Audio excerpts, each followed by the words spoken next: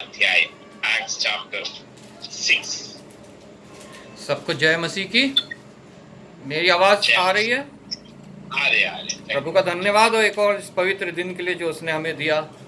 सच में सबसे उत्तम समय है जब उसके चरणों में बैठ के हम उससे बातचीत करते हैं, वार्तालाप करते हैं वचन के द्वारा। ये जीवित वचन हमसे बातचीत करते हैं, हमें कन्विक्ट करते हैं, हमें समझाते हैं।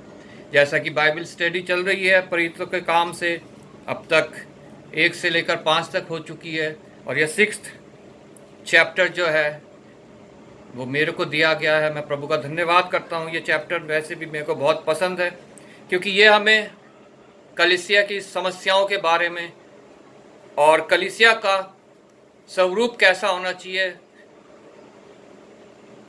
इसके बारे में हमें समझाती है कि हमें कलीसिया जितने चर्चेज हैं उनको कैसे हमने कंट्रोल करना है और कैसा उनका स्वरूप होना चाहिए। जब हम पीछे पढ़ चुके हैं पूरा कि कैसे कैसे प्रेरितों के द्वारा जो है कार्य हुए, आश्चर्य कर्म हुए, कलीसियाएं बढ़ने लगी, उसके आगे का ये चैप्टर है। इसमें हम पढ़ते हैं चैप्टर 6, एक्ट चैप्टर 6, प्रेरितों के काम 6, पेज नंबर 172।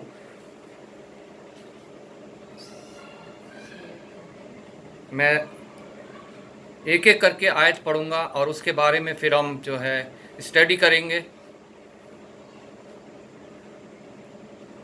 उन दिनों में जब चेलों की संख्या बहुत बढ़ने लगी, तब यूनानी भाषा बोलने वाले इब्रानी भाषा बोलने वालों पर गुड़गुड़ाने लगे। उन दिनों जब हम पढ़ रहे थे प्रेरितों के काम, हमने उसके 247 में पढ़ा कि किस तरह से चेलों की संख्या बढ़ रही थी। यहाँ पे लिखा, और परमेश्वर की स्तुति करते थे और सब लोग उनसे प्रसन्न थे, और जो उद्धार पाते थे उनको प्रभु प्रतिदिन उनमें मिला देता था। ये चेले कौन हैं? ये वही हैं जो उद्धार पाते थे, मतलब जो प्रभु यीशु मसीह को ग्रहण करते थे, अपने पापों का अंगीकार करते थे और वो प्रेरितों के साथ मिलते जाते थे, मतलब कलीसिया में जुड़ते जाते थे। जैसे जैसे ये जुड़ रहे थे उन दिनों में संख्या जो है वो आगे लिखकर बहुत बढ़ती नहीं गई, बहुत बढ़ती गई। मतलब जो है बहुत कलीसिया जो है बहुत जल्दी जल्दी जो है उन्नति कर रही थी। उसमें विश्वासी जन आके मिलते जा रहे थे, बहुत से लोग उद्धार पा रहे थे, बहुत से लोग जो है अपने गुनाहों की तौबा कर रहे थे, बहुत से लोग प्रभु यीशु मसीह को जानने की कोशिश कर रहे थे। और जब वो जानते थे तो वो चेलों के साथ आके मिल जाते थे और कलीसिया जो है वो बहुत बढ़ती जा रही थी। मतलब चर्च प्लांटेशंस भी बहुत जल्दी जल्दी उस समय जो हो रहे थे। और इसका कारण क्या था? क्योंकि जो प्रभु यीशु के चेले थे वो विश्वास योग्य थे। आज हम देखते हैं आज के दौर में जो है वो पास्टर्स, इवेंजलिस्ट, डीकन्स या जो भी प्रभु के कार्य करना चाहते हैं उनमें विश्वास योग्यता की बहुत कमी है। इसलिए जो है कलीसियाएं बहुत धीमी गति से बढ़ रही हैं। विशेष हमारे हिंदुस्तान के अंदर जो है क्रिश्चियंस की पॉपुलेशन जो है वो बहुत धीरे गति से बढ़ रही है। जिस प्रकार अमेरिका में बढ़ी हम सब जानते हैं, जिस प्रकार यहाँ पे हम पढ़ रहे हैं कि कलीसिया कैसे बहुतायत से बढ़ रही है, संख्या उसमें बहुत तेजी से जो है बढ़ने लगी है। क्योंकि उस समय वो विश्वास योग्य थे, वो पूरे समर्पण के साथ प्रभु की सेवा करते थे और उन्हें ज्ञात था कि हमें क्या करना है, प्रभु ने हमें क्या हुक्म दिया है। उस हुक्म को, जो लास्ट कमीशन जिसे हम बोलते हैं, वो फॉलो कर रहे थे। और उस समय वचन में लिखा है प्रभु के दास हाथ बढ़ाते थे और आश्चर्य कर्म प्रभु यीशु मसीह के नाम से होते थे। हालेलुया। इसलिए जो है कलीसियाएं बहुत बढ़ती जा रही थी। उन दिनों में जब चेलों की संख्या बहुत बढ़ने लगी, उस समय की ये बात है, क्योंकि जब चेलों की संख्या बढ़ने लगती है, जब कलीसिया बढ़ने लगती है, तो उसमें समस्याएं भी उत्पन्न होने लगती है। आज की कलीसियाओं में भी हम इस समस्या को देखते हैं जो यहाँ लिखा है। तो यूनानी भाषा बोलने वाले इब्रानी भाषा बोलने वालों पर कुड़कुड़ाने लगे। जब हम इंग्लिश वर्जन में पढ़ते हैं वहाँ लिखा है हिब्रूज एंड हेलेनाइट्स। हिब्रूज कौन थे? जो इज़राइल में पैदा हुए, वहीं पले, वहीं बड़े हुए, और वो हिब्रू लैंग्वेज का इस्तेमाल करते थे, हिब्रू कल्चर को फॉलो करते थे। लेकिन ये हेलेनाइट्स कौन थे जिसके बारे में लिखा यूनानी भाषा बोलने वाले? ये वो लोग थे, ये थे तो ये भी यहूदी, लेकिन ये अब्रॉड में, बाहर जाके ग्रीक क्षेत्र में जो है वहाँ पे जाके ये बड़े हुए, पले बड़े हुए, और वहाँ का कल्चर ये फॉलो करते थे। तो जब ये लोग प्रभु यीशु मसीह में आए, जब इन्होंने भी प्रभु यीशु मसीह को जाना, क्योंकि वचन बताता है कि मैं जितने इधर उधर जो है तितर बितर हुए हैं उनको मैं एक जगह इकट्ठा करूंगा। ऐसे ही ये प्रभु यीशु मसीह उनको एक जगह इकट्ठा कर रहा था उस कलीसिया में, और जो पहले से वहाँ पे मौजूद थे उनके तरफ से इनसे भेदभाव होता था। आज की कलीसिया में भी हम ये देखते हैं, जो पहले से बॉर्न एंड ब्रॉड क्रिश्चियंस है वो सोचते हैं जो दूसरे विश्वास से, दूसरे जाति से, दूसरे धर्म से हमारे कलीसिया में आ रहे हैं, उनके साथ भेदभाव किया जाता है। बहुत सी कलीसियाओं में ऐसा होता है। कलीसिया के जितने एल्डर्स होते हैं, जितने चर्च बियरर्स होते हैं, वो सब जो है वो उनमें से होते हैं जो शुरुआत से प्रभु यीशु मसीह को फॉलो कर रहे हैं, और वो उन लोगों को थोड़ा तुच्छ दृष्टि से देखते हैं जो बाद में विश्वास में आए हुए होते हैं, जो अभी विश्वास में कमज़ोर होते हैं और अभी उन्होंने कलीसिया ज्वाइन करी हुई होती है, और वो दूसरे कल्चर से आए हुए होते हैं, जो मसीही कल्चर को, जो मसीही टीचिंग्स को उस समय फॉलो नहीं कर रहे होते हैं। यहाँ पे उसी इल्ज़ाम के बारे में लिखा है, वो जो हेलेनाइट्स थे, यूनानी भाषा बोलने वाले थे, वो इब्रानी भाषा बोलने वालों पर कुड़कुड़ाने लगे। वो उनके लिए शिकायत करने लगे। क्या शिकायत करने लगे? कि प्रतिदिन की सेवकाई में हमारी विधवाओं की सुधि नहीं ली जाती है। उस समय क्या था? जब हम पुराने नियम में पढ़ते हैं, व्यवस्था विवरण 24 उसका 24, 19 से 21 तक में लिखा है कि किस रीति से हमें अनाथों का, विधवाओं के लिए और परदेशियों के लिए हमें अपने भाग में से कुछ देना है। व्यवस्था विवरण 24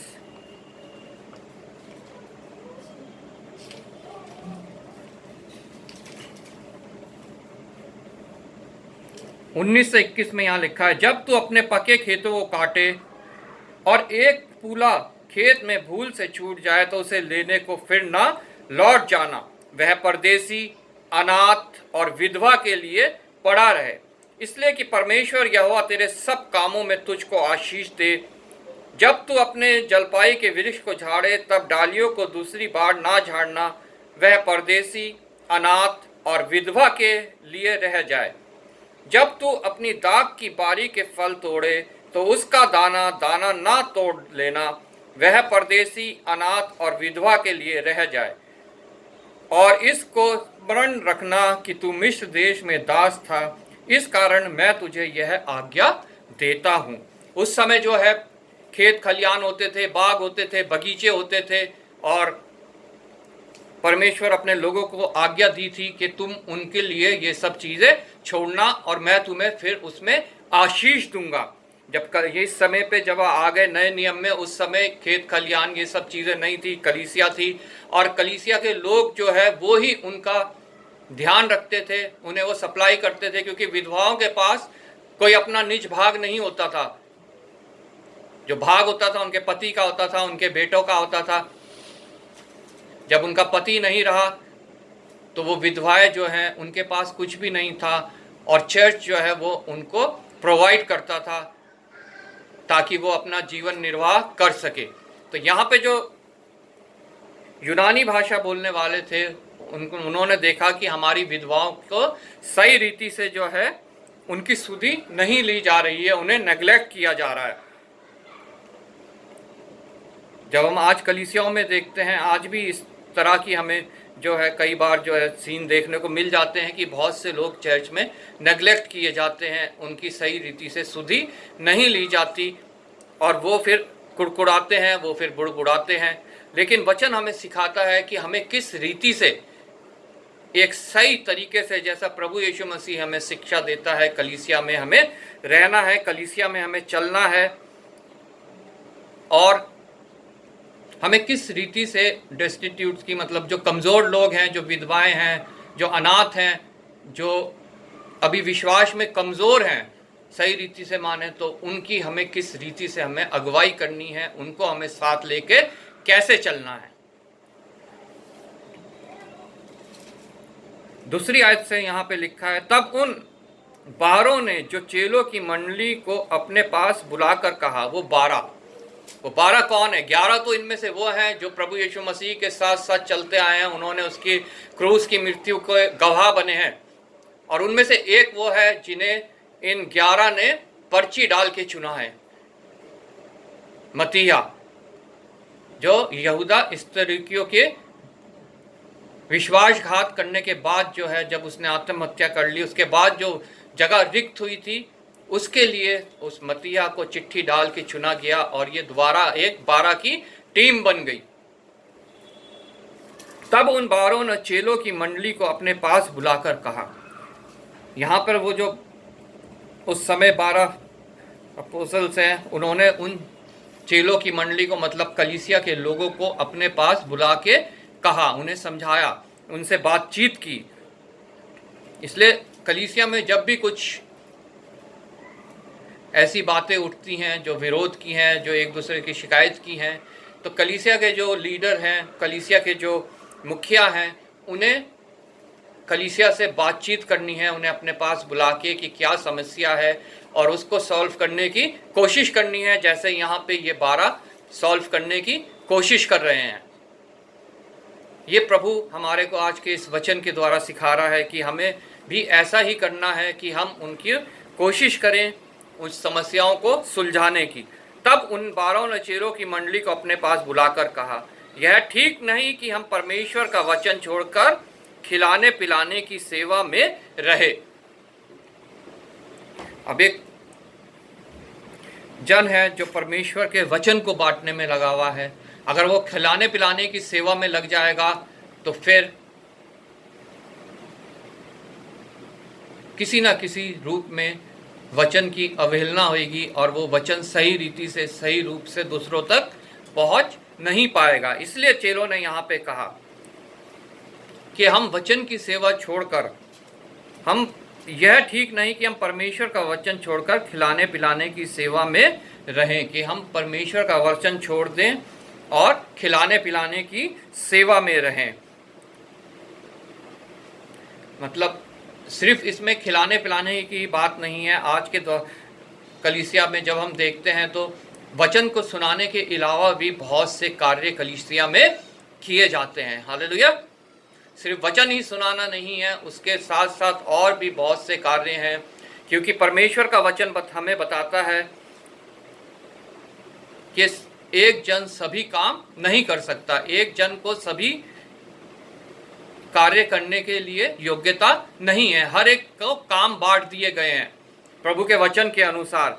रोमियो 12:4 से 8 में लिखा है कार्यों के बारे में कि जिसको जो जो कार्य बांट रहे, आप बाद में पढ़ सकते हैं इसको, रोमियो 12:4 से 8 में। और पहला कुरिन्थियों 12:12 से 26 में लिखा है, सिर प्रभु है, बाकी सब उसकी देह है। आंख कान को नहीं कुछ कह सकता, कान नाक को कुछ नहीं कह सकता, मुंह हाथ को कुछ नहीं कह सकता, क्योंकि सबके कार्य अलग अलग है और पूरी देह मिलकर जो है, पूरी अंग मिलकर जो है एक देह बनाते हैं। इसलिए चेलों ने यहाँ पे कहा कि हम वचन की सेवा छोड़कर खिलाने पिलाने की सेवा में नहीं लग सकते, क्योंकि चर्च के और बहुत से काम है, फाइनेंशियल कार्य हैं, हिसाब किताब रखना है, मेंबर्स की लिस्ट बनाना है, मेंबर्स के बर्थडेज बनाना है, मेंबर्स की वेडिंग एनिवर्सरी को याद रखना है, उनकी लिस्ट बनाना है, प्रोग्राम्स को ऑर्गेनाइज करना है।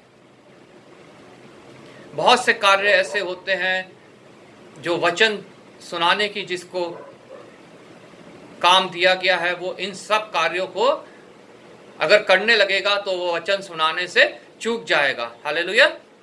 इसलिए सबसे प्रथम है वचन सुनाने का कार्य, और बाकी के लिए यहाँ पे लिखा है, आगे जब हम पढ़ते हैं,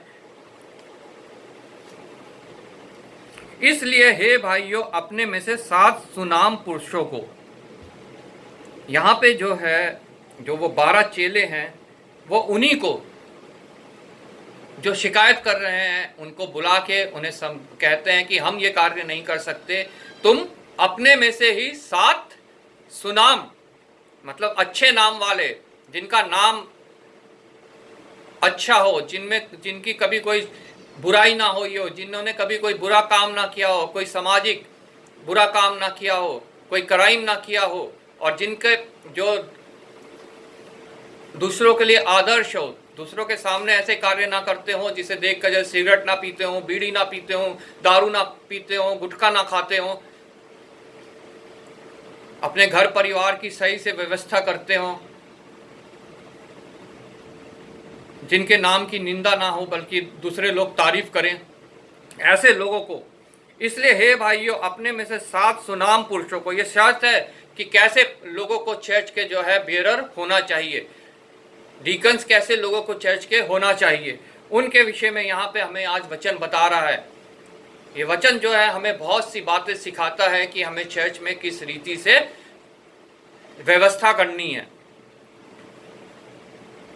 उन 7 लोगों को चुनने के लिए उन चेलों ने कलीसिया के लोगों को ही चुना, और कलीसिया के लोगों ने ही उन 7 लोगों को चुना। हालेलुया।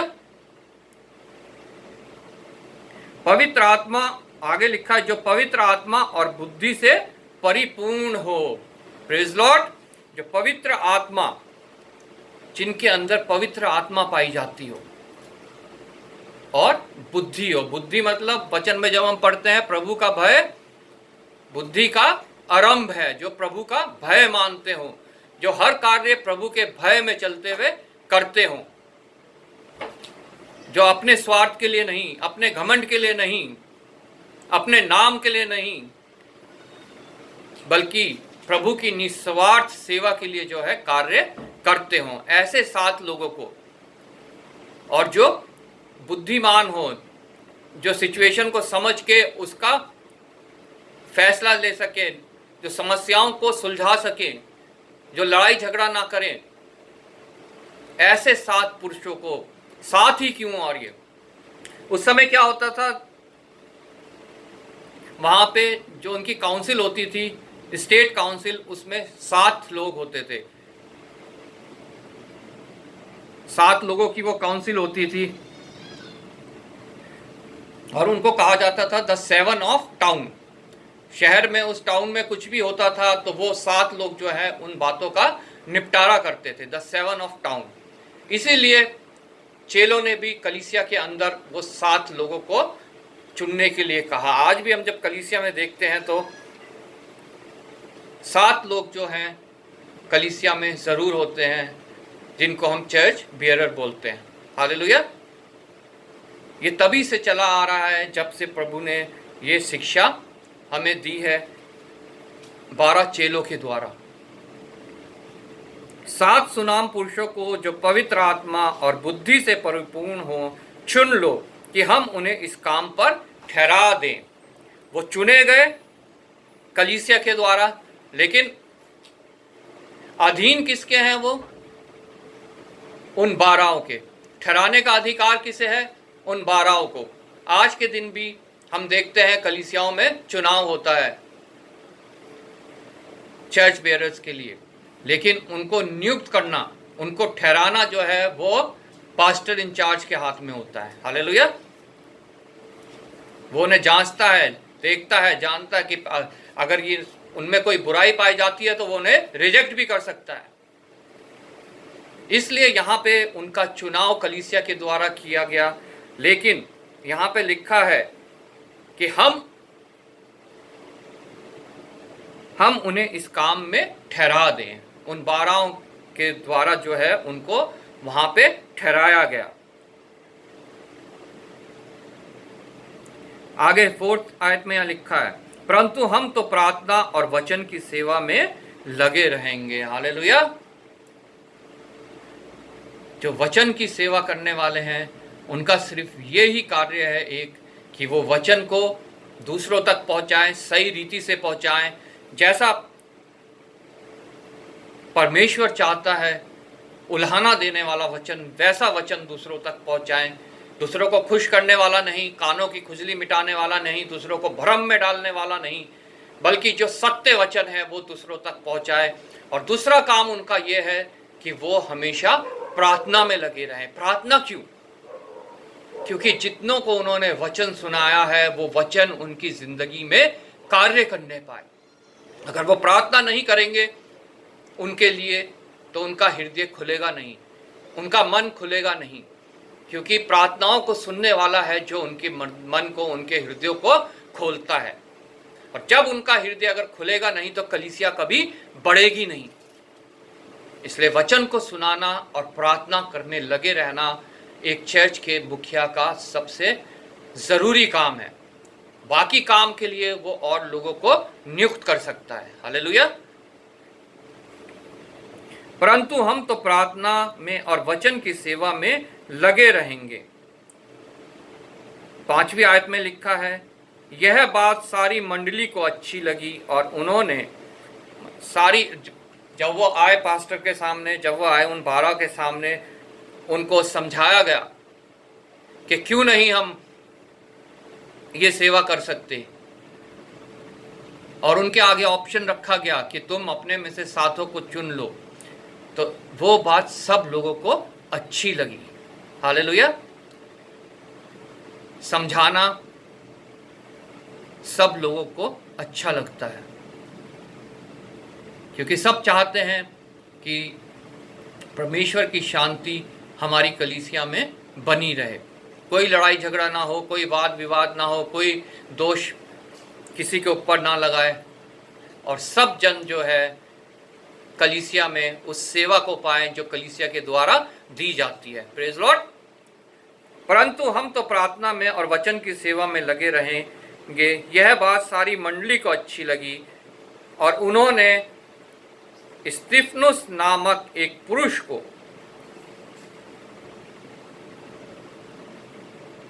जो विश्वास और पवित्र आत्मा में परिपूर्ण था। सबसे पहला नाम यहाँ पे लिखा है, उन्होंने किसको चुना? स्तिफनुस को, स्टीफन, जो विश्वास और पवित्र आत्मा में परिपूर्ण था। जो विश्वास में दृढ़ होते हैं, जो पवित्र आत्मा में दृढ़ होते हैं, जिनमें पवित्र आत्मा पाई जाती है, वो दूर से ही पहचाने जाते हैं, अपने बोलने से, अपने कार्यों से, अपने उठने बैठने से, अपने संगी साथियों, उनके परिवार को देख के, उनके बच्चों को देख के उनको पहचान लिया जाता है कि ये विश्वास में और पवित्र आत्मा से परिपूर्ण है। हालेलुया।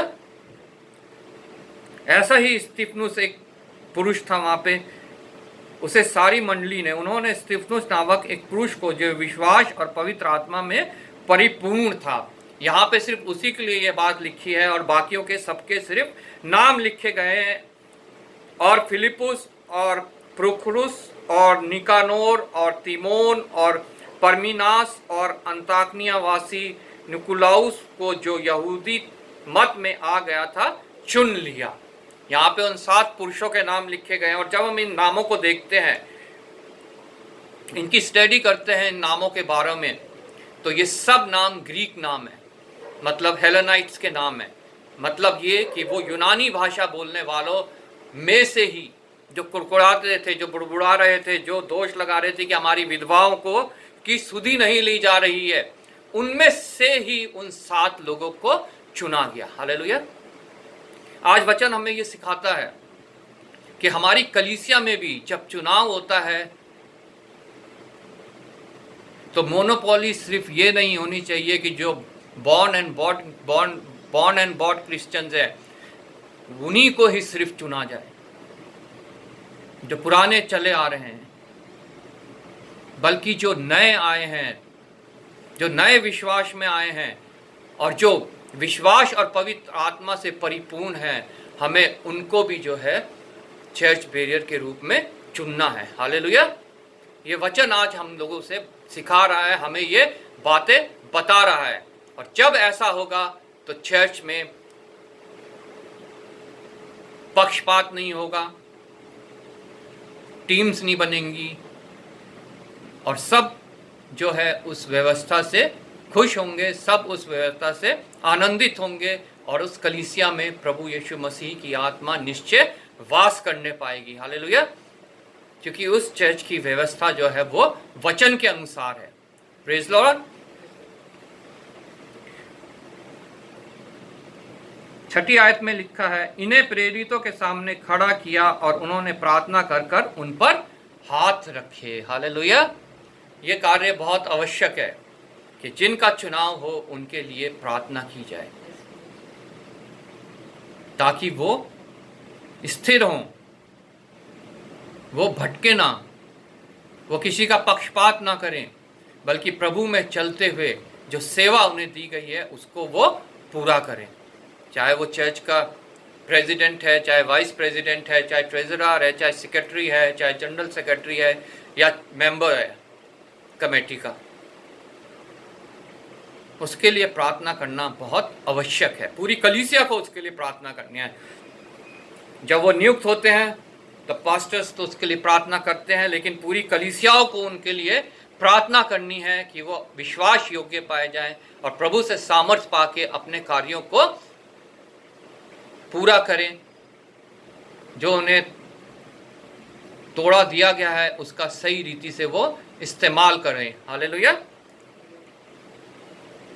परमेश्वर का वचन फैलता गया, और ऐसा जब होगा, जब कलीसियाएं ऐसी होंगी जैसा इस वचन में लिखा है, तो उसके बाद कोई भी परमेश्वर के वचन को फैलने से नहीं रोक सकता। यही वजह है कि हमारे देश में परमेश्वर का वचन जो है फैलने से रुका हुआ है। अभी भी बहुत से ऐसे लोग हैं जिन्होंने प्रभु का वचन एक भी बार सुना नहीं है, प्रभु यीशु मसीह का नाम तक नहीं सुना है, क्रूस के चिन्ह को नहीं पहचानते हैं, चर्च नहीं पता उन्हें क्या होता है। आज भी बहुत ऐसे लोग हैं, क्योंकि हमारी कलीसियाएं जो वचन में जैसी कलीसियाएं लिखी हैं उस रीति में नहीं चलती हैं। कलीसियाओं में घमंड है कि हम तो जन्मे मसीह में हैं, हम तो मसीह परिवार में पैदा हुए हैं, वहीं हमारी परवरिश हुई है, और सच्चे मसीह तो हम ही हैं। लेकिन परमेश्वर की दृष्टि में ऐसा नहीं है। परमेश्वर की दृष्टि में सच्चा मसीह वह है जो विश्वास में दृढ़ है और जिसमें पवित्र आत्मा पाया जाता है, जैसा स्तिफनुस के लिए लिखा गया, जो हेलेनाइट्स था, यूनानी था, यूनानी भाषा बोलने वाला, कल्चर मानने वाला था, लेकिन आज वो वापस अपने देश लौट आया था और उसने प्रभु यीशु मसीह को ग्रहण किया था। हालेलुया। ऐसे लोग जो हैं वो प्रभु की दृष्टि में आदर पाएंगे, ऐसे लोग जो हैं वो उस मुकाम को पाने पाएंगे जो परमेश्वर ने उनके लिए तैयार किया है, उस मुकुट को पाने पाएंगे जो उनके लिए रखा गया है। हालेलुया। परमेश्वर का वचन फैलता गया और यरूशलेम में चेलों की गिनती बहुत बढ़ती गई। Praise Lord. मतलब कलीसियाएं भरती गई, कलीसियाएं भरती गई, कलीसियाएं भरती गई, बहुत बड़ी कलीसिया बन गई, बहुत सारी कलीसियाएं बन गई, और यरूशलेम में उनकी गिनती इतनी बढ़ गई कि पूरा यरूशलेम ही जो है वो कलीसिया से भर गया। हालेलुया। प्रभु के चेलों से, प्रभु के मानने वालों से, उस पर विश्वास करने वालों से पूरा यरूशलेम ही पट गया, भर गया। और याजकों का एक बड़ा समाज इस मत को मानने वाला हो गया। हालेलुया। याजकों का एक बड़ा समाज, मतलब उस समय जो पुराने नियम में हम पढ़ते हैं याजक और महायाजक होते थे, सिर्फ उन्हीं को अधिकार था यरूशलेम मंदिर के पवित्र स्थान और अति पवित्र स्थान में दाखिल होने का। लेकिन प्रभु का वचन यहाँ बताता है हमें, जब चर्च की व्यवस्था सही हुई तो उन याजकों ने भी जो है प्रभु यीशु मसीह को ग्रहण किया। हालेलुया। याजकों का एक बड़ा समाज इस मत को मानने वाला हो गया, मतलब प्रभु यीशु मसीह की शिक्षाओं को मानने वाला हो गया। उन्होंने भी ये मान लिया कि अब कोई पर्दा नहीं है अति पवित्र स्थान में दाखिल होने के लिए। अब एक बार और हमेशा के लिए प्रभु यीशु मसीह के लहू के द्वारा प्रत्येक जन को यह अधिकार मिल गया है। वो पर्दा प्रभु की मृत्यु से ऊपर से नीचे तक फट गया और अब कोई भी उस लहू का छिड़काव लेके अति पवित्र स्थान में दाखिल हो सकता है। Praise Lord. इसलिए वो याजक जो पहले दूसरे मत को मानते थे, दूसरी शिक्षा को मानते थे, वो आज प्रभु की शिक्षा को मानने लगे। हालेलुया। प्रभु के इस वचन में कलीसिया बढ़ने का मतलब हमने देखा क्या होता है। हिब्रूस कौन थे? मतलब इब्रानी भाषा बोलने वाले और हेलेनाइट्स यूनानी भाषा बोलने वाले कौन थे, ये हमने देखा। हमने देखा कि जिसे जो चेले थे, जो 12 चेले थे, उन्होंने क्यों मेज़ की सेवा करने से मना कर दिया, मतलब खाने पिलाने की सेवा करने से मना कर दिया। उन जो 7 कलीसिया के जो बियरर थे, उनकी चुनाव किसने किया, उन्हें किसने करना चाहिए, ये हमने देखा। और वो 7 ही क्यों, ये भी हमने जाना कि वो 7 ही क्यों। और हमने ये भी देखा कि स्तिफनुस का नाम सबसे ऊपर क्यों, क्योंकि वो विश्वास और पवित्र आत्मा में परिपूर्ण था। बाकी लोग भी नाम है उनके, वो सुनामी थे, लेकिन सबसे बढ़कर स्तिफनुस जो विश्वास और पवित्र आत्मा में परिपूर्ण था। और उसको जो सेवा दी गई, अगली मीटिंग में हम इसके बारे में जानेंगे और ये भी जानेंगे कि उसने कैसी प्रभु की सेवा की। प्रभु आपको इस वचन के द्वारा सबको आशीष दे। सबको जय मसीह की।